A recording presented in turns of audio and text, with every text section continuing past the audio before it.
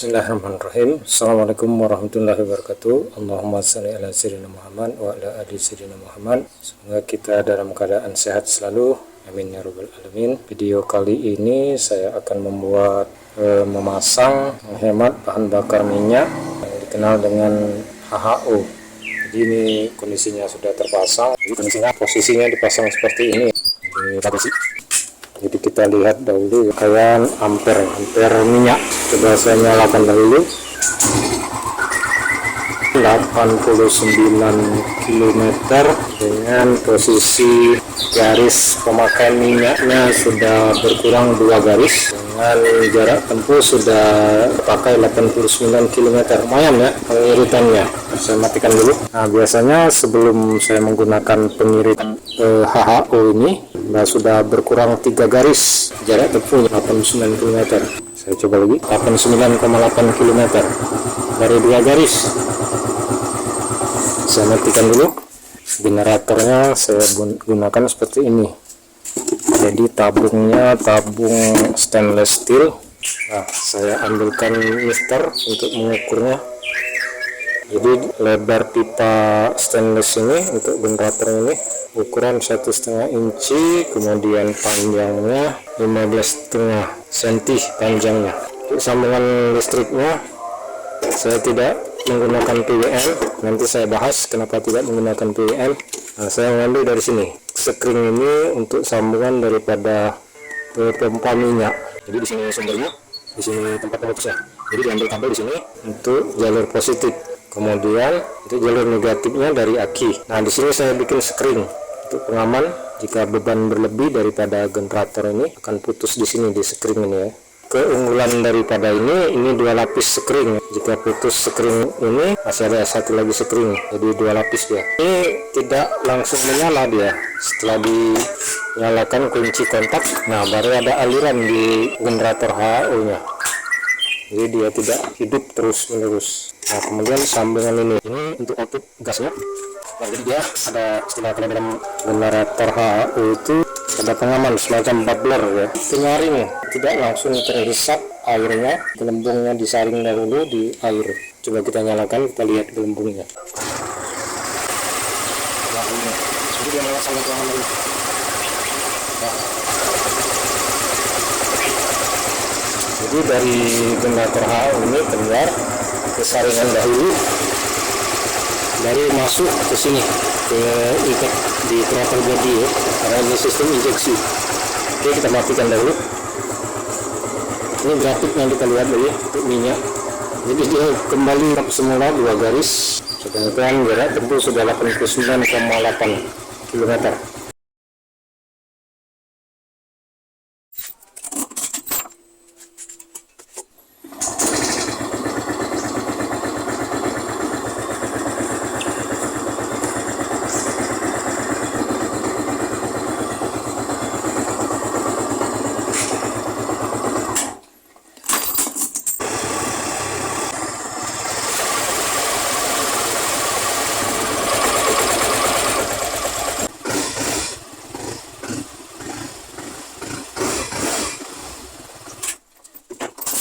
Oke, kita lanjut membahas masalah HHO tadi. Jadi ini data terlengkapnya. Mungkin ada netizen yang berminat mau mencoba. Saya sendiri sudah mengalami. Oke, kita bahas yang sekarang ya. Nah, ini tipe wet cell ya. Jadi ini saya catat di sini hasil pengujian laboratorium sederhana saya. Sebelum digunakan itu harus tingkat keamanan lebih tinggi. Jadi harus ada data valid dahulu segi keamanan. Nah, kembali ke data tadi. Nah, jadi kenapa saya memilih tabung wet cell? Karena dari sisi tempat dan sisi keamanan saya pikir ini lebih menguntungkan. Karena di motor itu dia lebih unggul yang tipe tabung wet cell ini. Kalau dry cell saya rasa tidak cocok untuk di motor. Tempatnya sempit, belum lagi di bagasi, tempat naruh barang. Karena tipe dry cell itu kan ada tabung di atas dia. Jadi sirkulasi air turun ke bawah, dihasilkan gas, naik lagi gasnya, terus berputar seperti itu airnya ya. Jadi ada sirkulasi. Jadi ada keterpisahan antara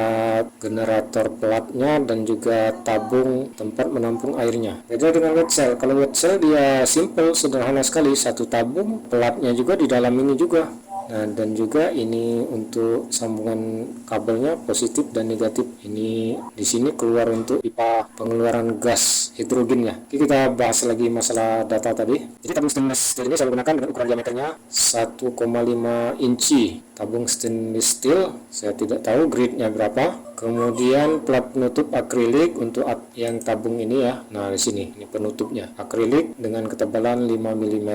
Saya bikin dua. Kalau yang bawah ini besi. Nah, kemudian besi pengikat tutup 4 batang, pengunci tutup baut kupu-kupu ukuran 10 mm 42. Nah, ini 42. Kemudian jumlah pelat di dalam untuk generator 3, 1 untuk positif, 1 negatif, 1 netral. Ukuran lebarnya 3,5 cm lebar pelatnya itu ya. Kemudian tinggi atau panjangnya 15 cm. Nah, sesuai dengan kapasitas tabung. Jangan sampai nempel di bodi tabung ini. Kalau saya buat lapis lagi plastik di dalamnya ini. Jadi pelat generator ini tidak konslet, tidak nempel di bodi ini karena ada lapisan plastik. Lanjut lagi. Kemudian volume air. Nah, waktu saya pengisian saya ukur untuk volume tabung ini kurang lebih 200 ml kapasitas penampungan airnya. Kemudian tabung filter, nah yang ini.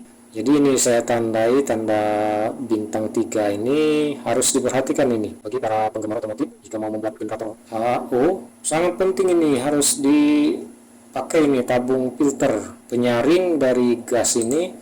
Jadi dari sini generator ini keluar. Nah, keluar ini ke tabung bubbler tadi. Jadi tabung bubbler itu separuhnya diisi air, separuhnya lagi udara. Jadi dia gelembung ini keluar dari generator ini, kadang-kadang ada kotoran. Nah, kotoran itu tertampung di bubbler ini tadi, filter. Sehingga menguap lagi ke atas, betul-betul bersih tabungnya, tidak terhisap kotoran ini. Nah, kalau terhisap, tahulah sendiri ya, di ruang pembakaran selama perjalanan sedikit terus masuk ke kotor juga. Nah, itu nanti rusak pada kendaraannya. Kalau sudah lama pemakaian, dikhawatirkan akan rusak. Kemudian filter tadi, bubbler tadi terserah bikinnya. Kalau saya ini dari tabung akrilik, jadi saya bikin pelat dipotong-potong, kemudian disatukan di lem sehingga berbentuk segi empat. Terserah sendiri bagaimana caranya, mungkin ada yang lebih kreatif bagaimana cara membuatnya. Nah, daya input 12 volt dari sumber kelistrikan DC motor. Saya tidak menggunakan PWM karena menurut saya PWM itu belum ada yang cocok. Nantilah untuk lebih aman saya menggunakan tanpa PWM dahulu dan sudah terbukti hasilnya lumayan. Nah, ini saya pisahkan data ini nomor 6 ini sengaja karena ini hasil pengujian di luar daripada kelistrikan motor ya. Jadi saat saya pengujian itu saya menggunakan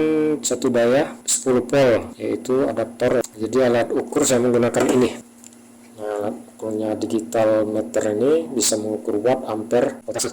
Nah, jadi selama saya pengukuran itu drop voltase dari 10 volt itu jadi 9 volt, harus beban perjalanan selama 5 menit, pengujian 0,19 ampere, jadi jangan khawatir, kecil ya. Kemudian katalis yang saya gunakan, ingat ya, tanpa katalis tidak mungkin ini tercapai keluar gas HO yang banyak, jadi dia sangat butuh katalis. Dengan daya 10 volt saya menggunakan satu tetes pada api. Nah, hasilnya seperti ini, lumayan gasnya juga keluar. Untuk ukuran motor saya pikir sudah cukup lah. Nah, kemudian lanjut ke 7, jangan lupa ya, screen untuk pengaman saya gunakan 2 tingkat. Jadi di video saya itu ada 2 lapis ya. Screen pertama dari saya menggunakan jalur pada pompa minyak di motor, kemudian saya bikin lagi screen lapis kedua baru ke generator HO ini. Nah, ini screennya.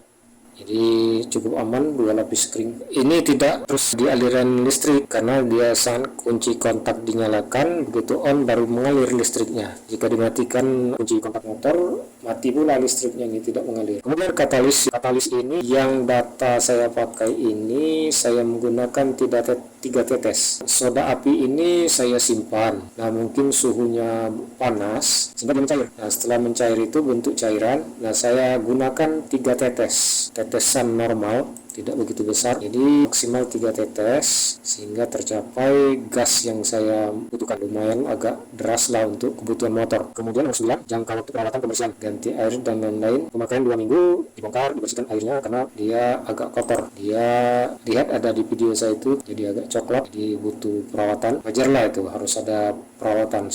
Setiap sesuatu itu harus butuh perawatan ya. termasuk mesin motor juga. Kemudian nomor 10, permasalahan. Selama pemakaian hanya satu kali putus sekring. Mungkin saat itu pernah saya coba melebihi dari 3 tetes ya. Memang deras gasnya, agak ekstrim lah. Tapi yang permasalahannya kelihatan panas tabungnya. Nah, untuk 3 tetes ini saya pikir sudah ideal lah untuk tabung sebesar 200 mm air ini. Jadi dia maksimalnya 3 tetes. Bisa lebih 3 tetes. Gasnya juga ekstrim. Tapi risikonya tabung ini panas berakibat ya mungkin tidak baik karena terlalu panas. Dan juga kebetulan ini di dalam bagasi ya, karena di dalam bagasi ini terutama perjalanan jauh dia tertutup. Seharusnya dibikin sirkulasi, ini ada lubang untuk sirkulasi udara. Kalau saya di video itu saya buka tutup yang di belakang ini ya, jadi tutup aki itu kan ada tempat ruangan tempat meletakkan aki. Nah, ada tutup plastiknya tuh saya lepas, tidak saya tutup, jadi sekedar untuk ventilasi supaya jangan terlalu panas berlebihan karena tidak ada sirkulasi udara. Nah, bagi para netizen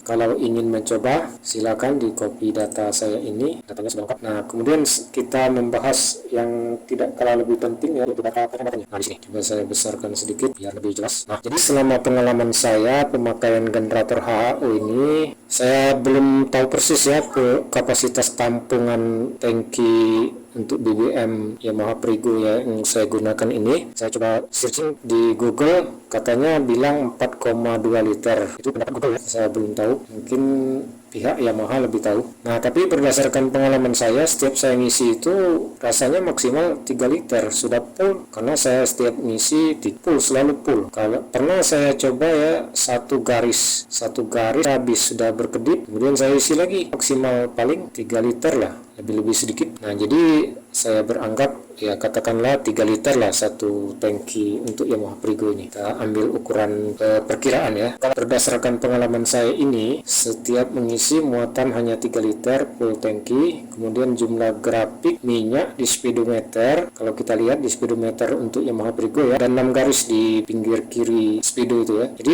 begitu dia diisi full, dia 6 garis. Nah, selama pemakaian minyak berkendara, saya menghabiskan 2 garis di video saya itu ya. Nah, dengan 2 garis itu jauh perjalanan. Nah, ada terakhir lagi video saya yang penghujung, nah, sejauh tertera ya di video itu saya itu sudah jelas 91 km. Jadi menghabiskan 2 garis. Jadi sisa minyak di tangki masih 4 garis lagi kalau berdasarkan data ini ya. Seumpama kalau kita hitung-hitung 2 garis didapat 91 kilo, maka jumlah 6 garis dibagi 3 dikali 91 didapat jumlah keseluruhannya 273 km untuk 6 garis itu ya. Nah, jadi hitung lebih tepatnya ini grafik minyak total 6 garis, jadi muatan tangki 3 liter, hasil pengalaman perjalanan 91 km, menghabiskan 2 garis, jadi hitungannya 91 dikali 2 garis, didapatlah 45,5 km